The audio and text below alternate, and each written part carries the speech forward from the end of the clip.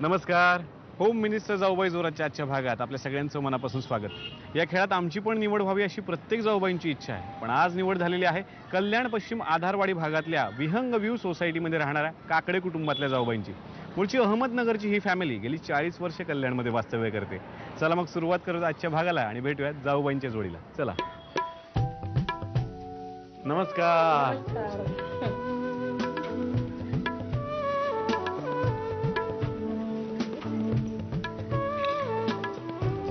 घाबरू नका.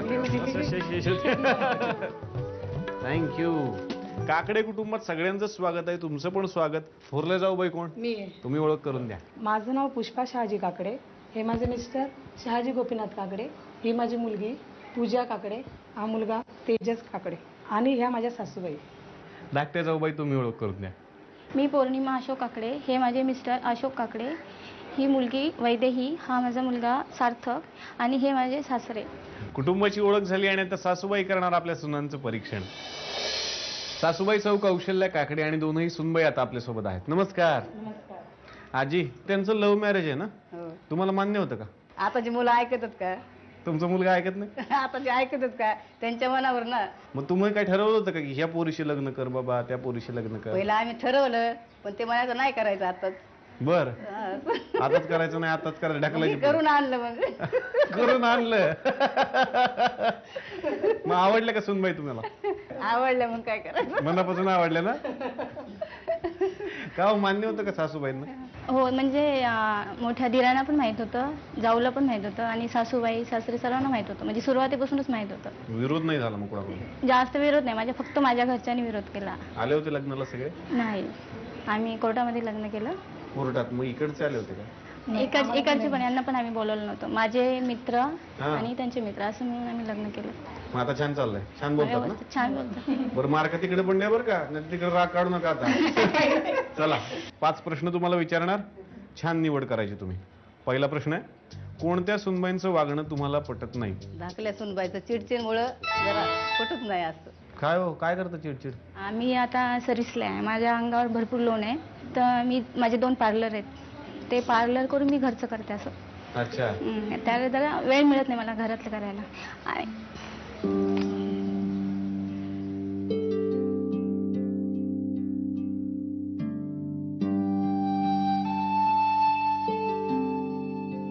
जास्त येत. जबाबदारी थोडक्यात थोडीशी. पूर्ण जबाबदारी माझ्यावर आहे. मिस्टर तुमचे सर्व्हिसला आहेत? कंपनीमध्ये पण टेम्पररी, म्हणजे 2 ते 3 हजार रुपये पगार आहे त्यांना.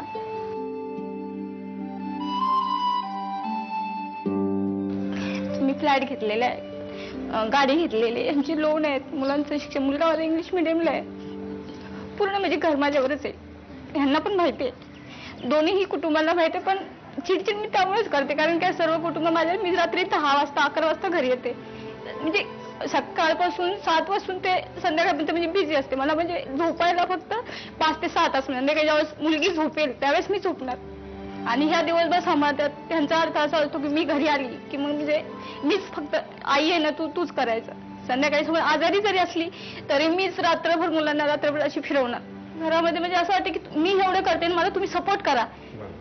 मी बोलत नाही की तुम्हाला शाबासकी द्या, नाही. मी घर व्यवस्थित चालवते सर्व काही. तुमच्याकडून ह्यांच्याकडून कधी ह्यांनी बोलावं की मी 1000 रुपये मागले, ह्यांच्याकडून मागले, माझं मी ऍडजस्ट करते.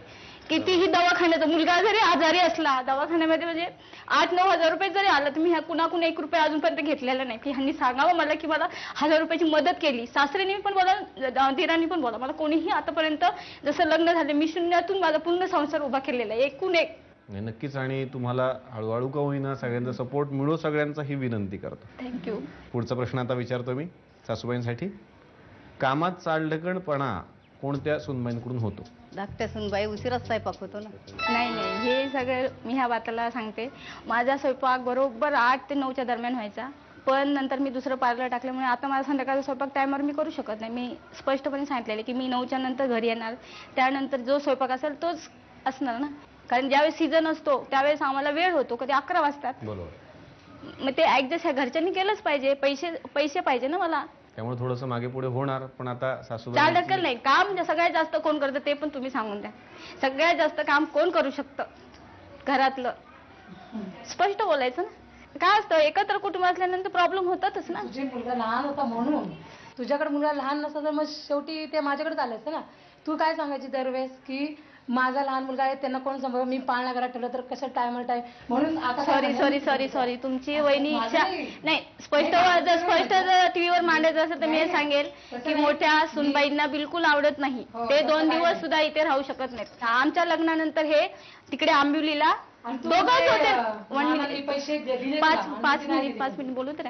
लग्नानंतर आमचं ज्यावेळेस लग्न झालं त्यावेळेस माझे मिस्टर ह्यांच्याजवळ राहायला होते, ते कामाला होते.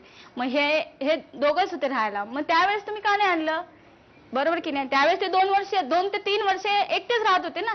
सासू सासरे माझे एकटेच राहत होते. मग त्यानंतर मला माझ्या मुलाचं त्यावेळेस सुद्धा मी त्या मिस्टरांना सांगितलं त्यांची जर इच्छा असेल माझ्याजवळ राहायची तर येऊ द्या.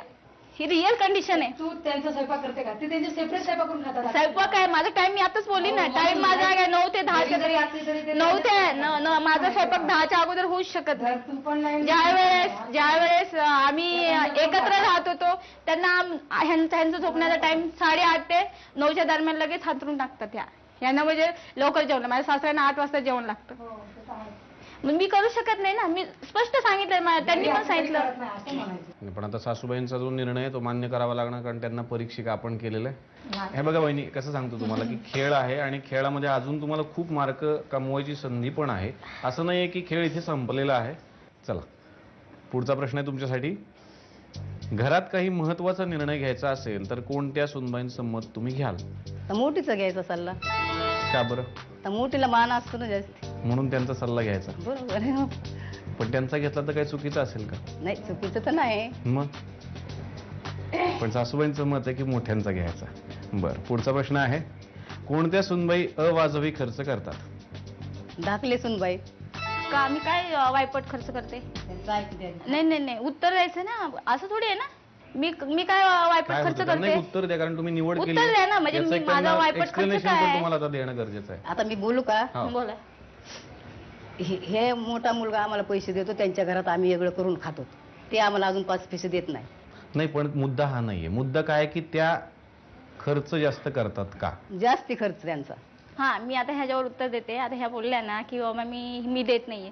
सुरुवातीला आम्ही एकत्र होतो, ह्यांनी बोलावं माझं की ज्यावेळेस आम्ही 3 वर्ष इथे एकत्र राहत होते इकडे, 3 वर्षामध्ये ह्यांनी माझा मुलगा आजारी पडला. फ्लॅट ह्या गोलप मॅडम म्हणून आहेत, माझी फ्रेंड मैत्रीण आहेत. त्यांनी घराच्या वेळेस अक्षरशः मला एवढी वेळ आलेली ना की कोणी पैसे म्हणजे मी ह्यांच्याकडे पण गेली, पण ह्यांनी पण असं दाखवलं 1 वर्षभर मला हे कुटुंब मला बोललंच नाही.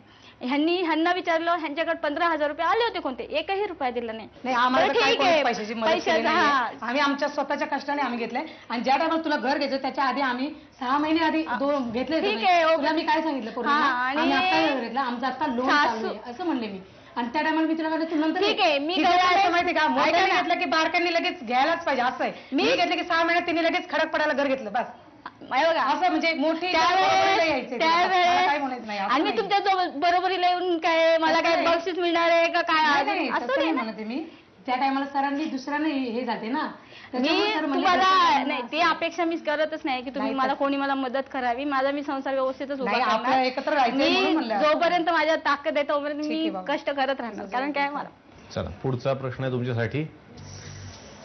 कोणत्या सुनबाई घरात जास्त चिडचिड करतात? धाकली सुनबाई. चिडचिडी का अशीच मग धाकट्या सुनबाई तुम्ही उत्तर दिलेलं आहे. बरं, तुमचं मी म्हणजे खरं तर मी तुमच्या घराचा बाहेरचा आहे, हे बोलणं मला जास्त अधिकार नाहीये या गोष्टीमध्ये. ऐका पण एक डॉक्टर म्हणून किंवा एक तुमचा यांचा एक भाऊ म्हणून सांगतो की प्रत्येकाला कुठेतरी मोठं व्हायचं असतं, प्रत्येकाच्याच काही इच्छा असतात. त्यामुळे तुम्ही जे म्हटलात की तुमच्या बरोबरीला यायचं, मी तर शुभेच्छा देतो तुम्ही यांच्याही पुढे निघून जा. कारण मोठ्याने नेहमी आशीर्वाद द्यायचा की आमच्यापेक्षा तुम्ही मोठे व्हा. हा आशीर्वाद आपण मोठ्याने लहानांना द्यायचा. तुमच्याकडून मी पैसे कधी नाही मागितले. सॉरी, पैशाची मी कधीच नाही. काय असतं, समोरच्या व्यक्तीत आपल्याला स्वभाव कळालेला असतो, सर्व काय माहित असतं. तर पैशाची अपेक्षा नाही. मी विटनेस झाली होती तुम्हाला, त्यामुळे मी सरांकडे आली होती की तुम्ही होता का. काही शाळेतले पण बोलले, सरांना विचारा मी काय सांगणार. आणि ह्यांनी मिस्टरांना माहिती माझ्या, ते काय मला एवढं सांगत नाही घरातलं काय. एका वाक्यात फक्त याची समरी सांगतो की माणूस एकटाच जन्माला येतो, एकट्यालाच मारावं लागतं. त्यामुळे एकट्यालाच. एकमेकांवर डिपेंड आपण कितीही जरी राहिलो नाही. तरी मिळतं फक्त दुःख. त्याच्यामुळे प्रत्येकाला स्वतःला जगावं लागतं. मी तुम्हाला एवढ्या शुभेच्छा देतो. छान तुम्ही बोललात, मनमोकळ्या गप्पा मारल्यात. फक्त असं जरासं एकत्र यायचा प्रयत्न नाही, करा, हो, ठीक बोला आहे. पण एकत्र या, एवढ्या शुभेच्छा देतो. आणि आता आपण दोनही सुनबाईंच्या सोबत खेळूयात पुढची फेरी. सासूबाईंचं परीक्षण आपण पाहिलं, दोघींनी आपापल्या बाजू पण मांडली. आणि आता खरं परीक्षण आहे, कारण घरातले प्रश्न आता विचारणार. 5 प्रश्न आहेत, बघूयात आता घराला कोण जास्त ओळखतं. तयार ना तुम्ही? हो.